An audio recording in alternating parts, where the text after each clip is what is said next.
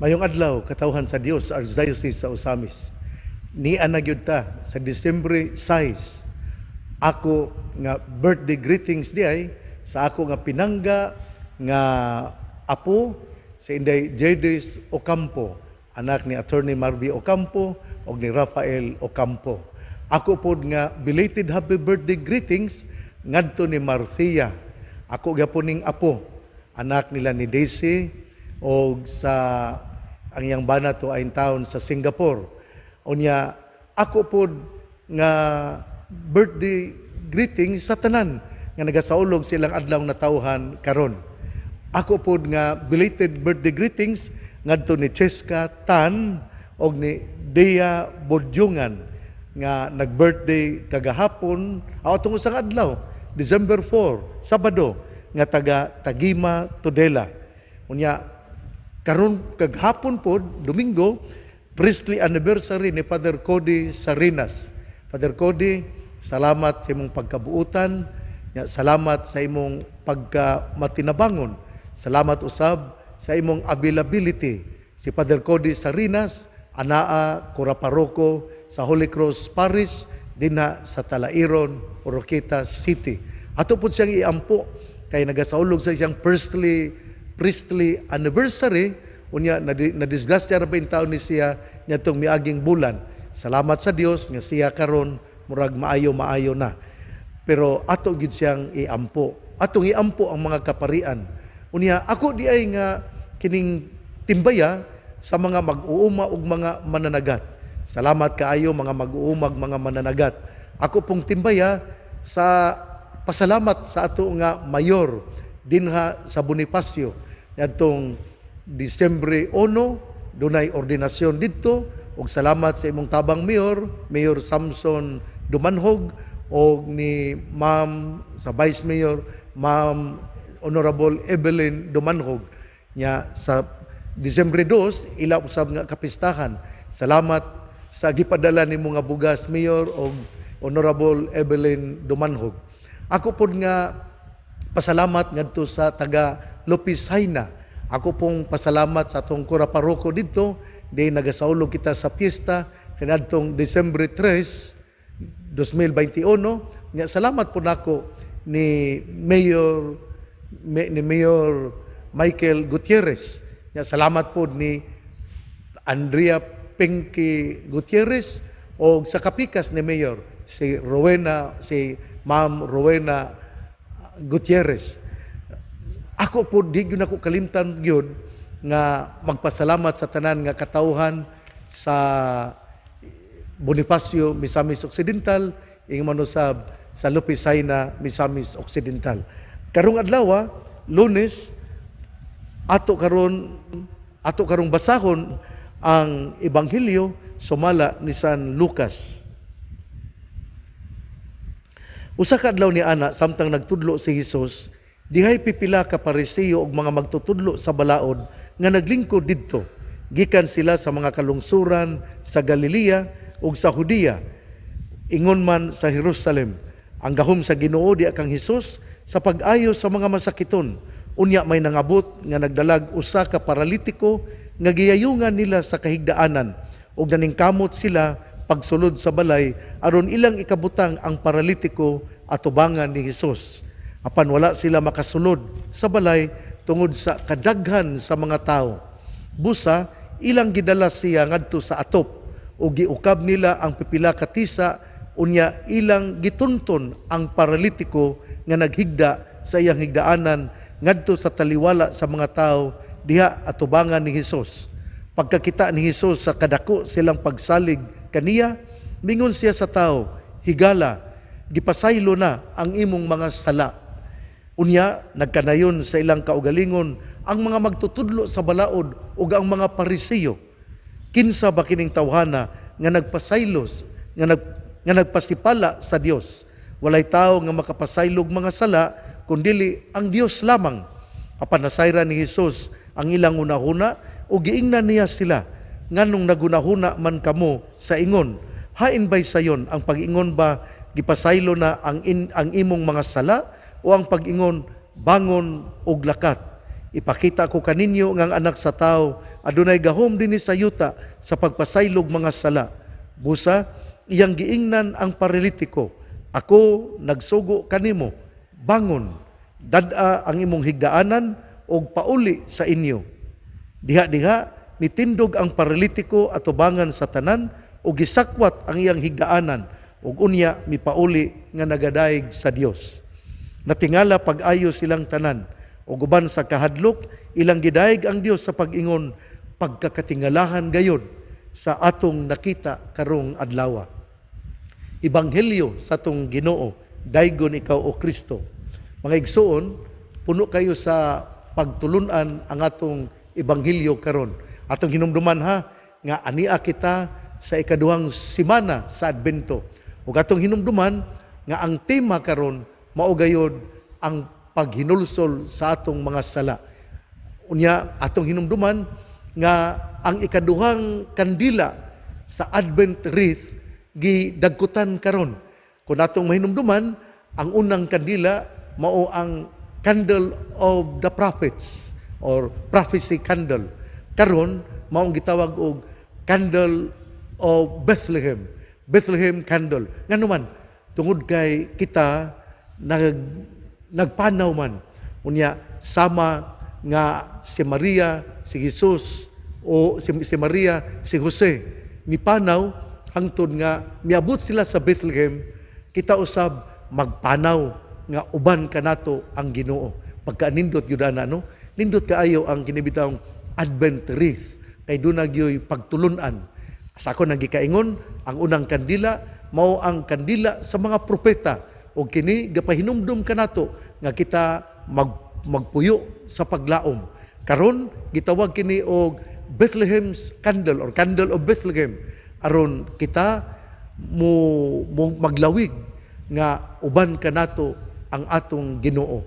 Unya sa atong paglawig ato gyud nga bawnon ang gugma ug pagka maluluyon. Kay kung maglawig galita, magpanaw galita, lisod man gyud kining maglawig ug magpanaw. Kung walay maluoy nato, kung walay manggihatagon nga mopaambit unsay naa nila, lisod gud kaayo. Kay sa atong paglawig, sa atong pagpanaw, murag mahutdan man ta. Mahutdan ta sa ato nga gidala.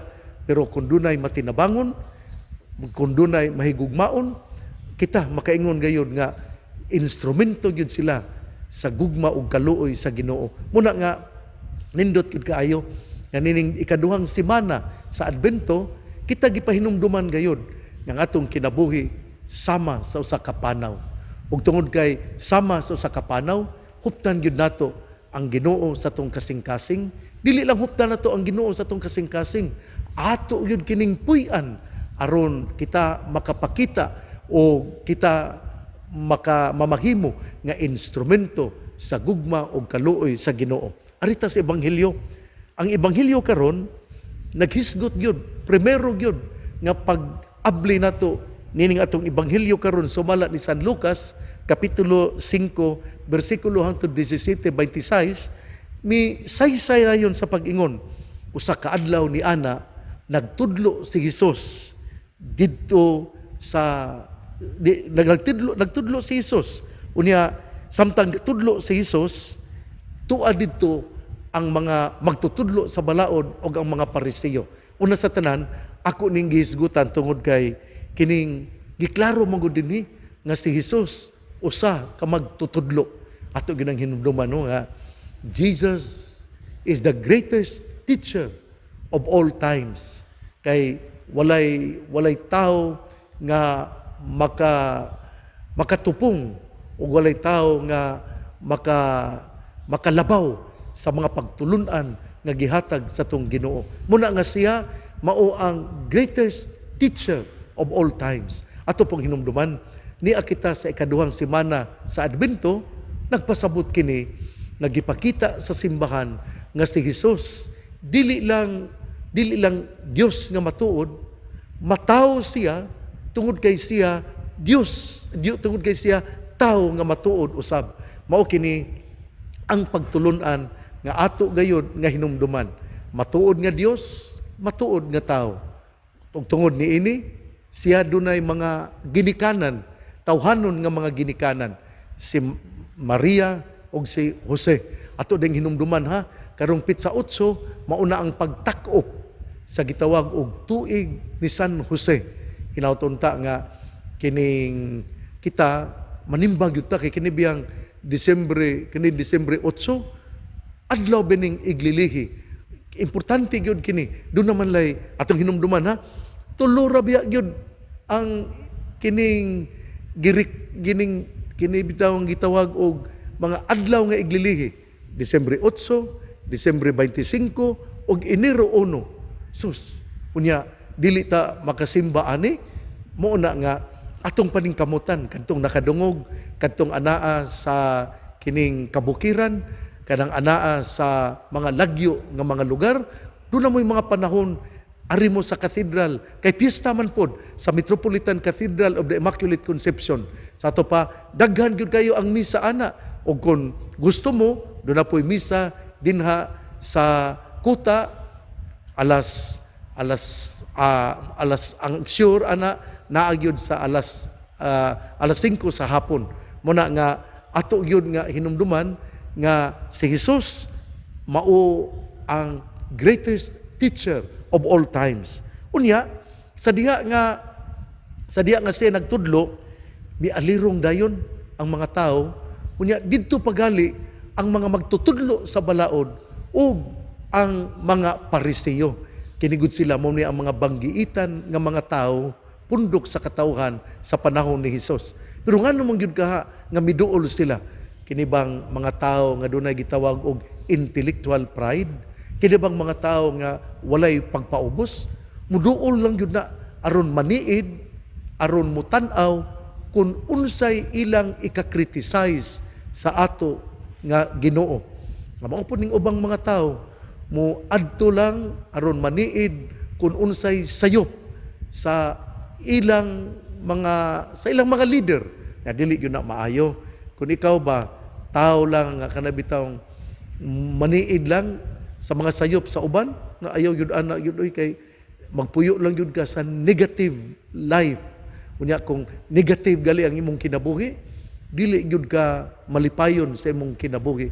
Unya permi lang kang pungot, permi lang kang maglagot. Muna nga mauni ang kinaiya sa mga Pariseo ug mga magtutudlo sa balaod. Ya gusto kang mauban nila, gusto ka nga makig-abi nila, gusto ka nga mamahimo nga anaa sa ilang kining pundok.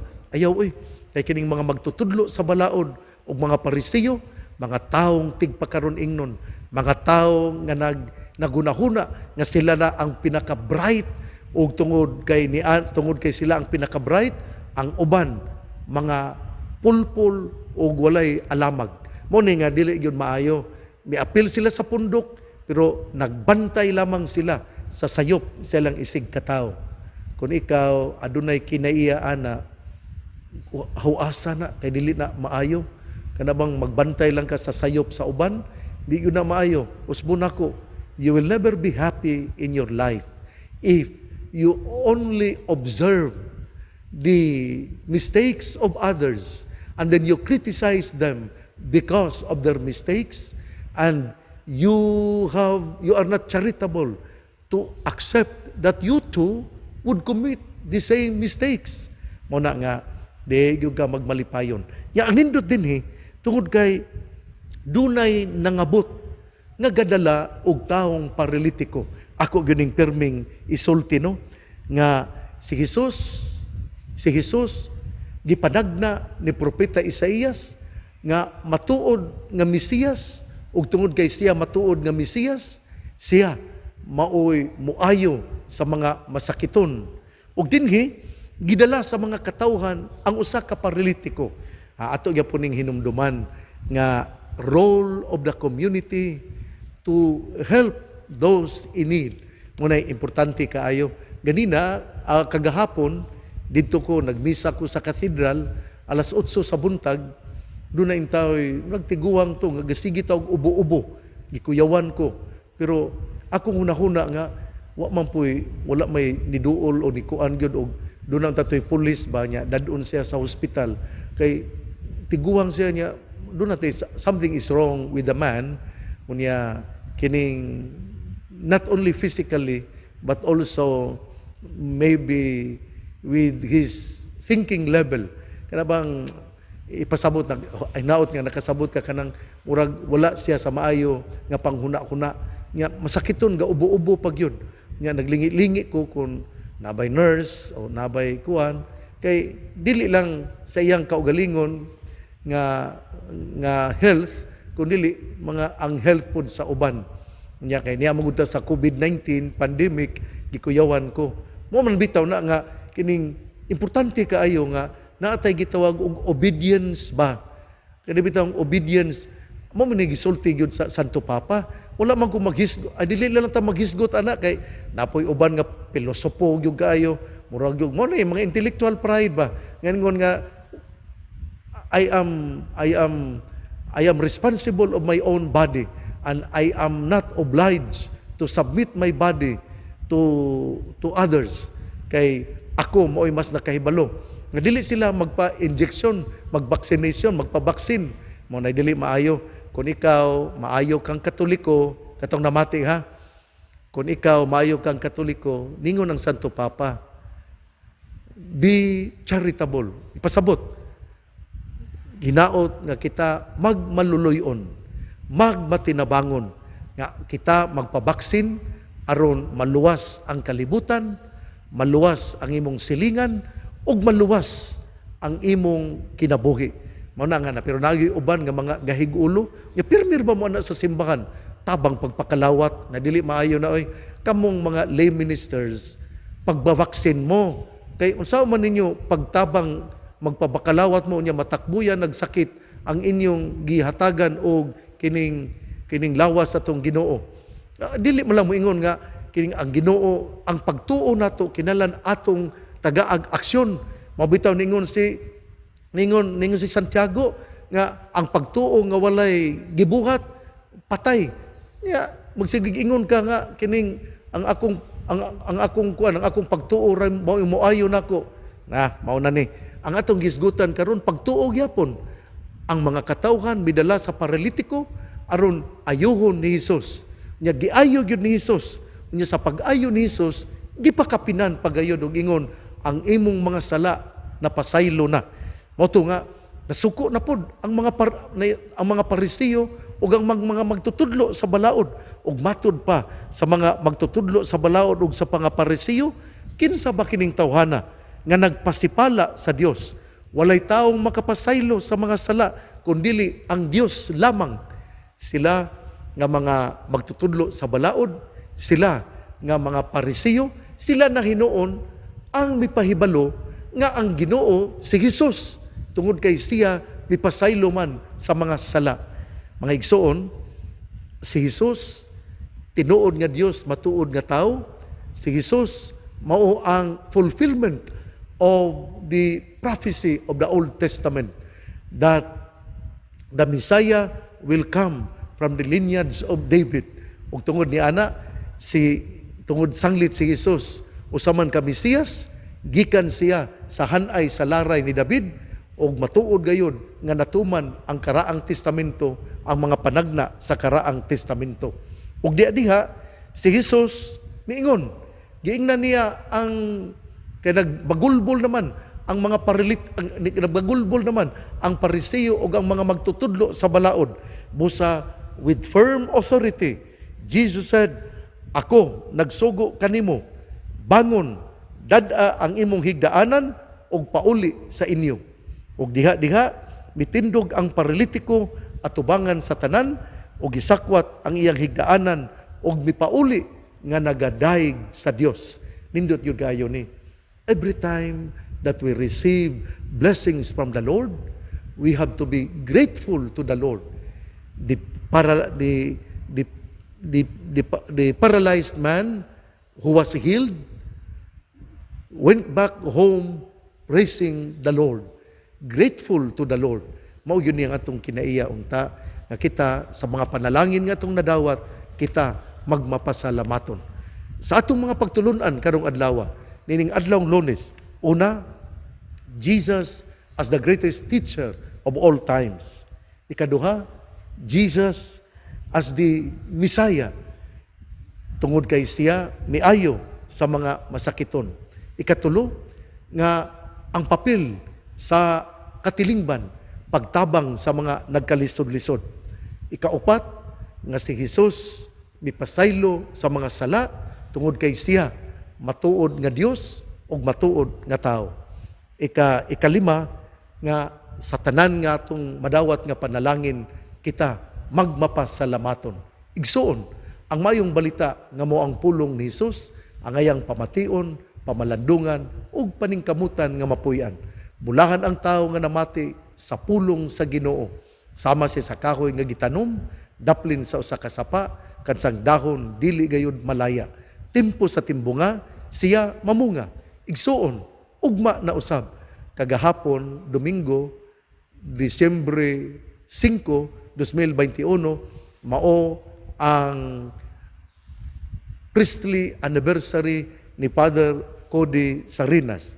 Ngadto kang Father Cody Sarinas, congratulations, and I pray that you will be always faithful in your commitment. I pray that you will never waver your fidelity to our Lord Jesus Christ and to the church. I pray that you will be always obedient to me and to my successors. Obedience will make the church fruitful. Obedience is an act of charity. Obedience is an expression of humility. Ako po nga greetings karong adlaw ngadto sa ako nga apo si Inday Jadis Ocampo nga nagasaulog sa iyang birthday. Gwapa kay ni si Inday Jadis.